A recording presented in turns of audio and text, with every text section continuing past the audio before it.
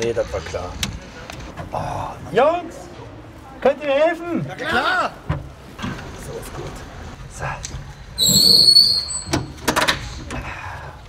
Danke, Jungs. Kein Thema.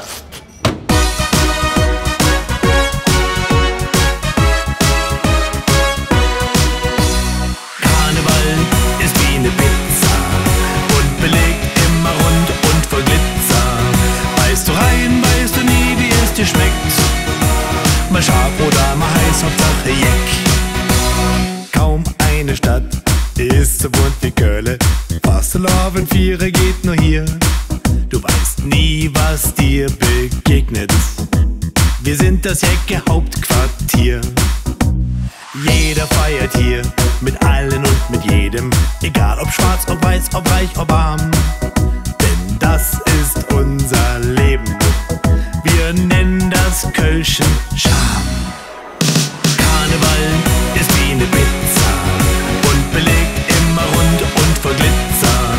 Beißt du rein, weißt du nie, wie es dir schmeckt. Mal scharf oder mal heiß, Hauptsache Jeck.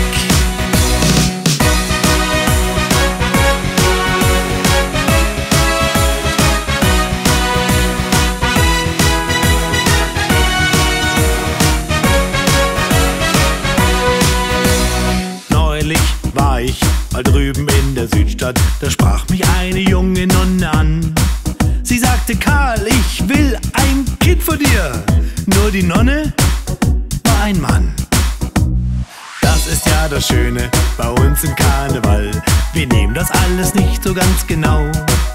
Da darf dann auch der Karl was singen, denn Gott sei Dank sind alle blau.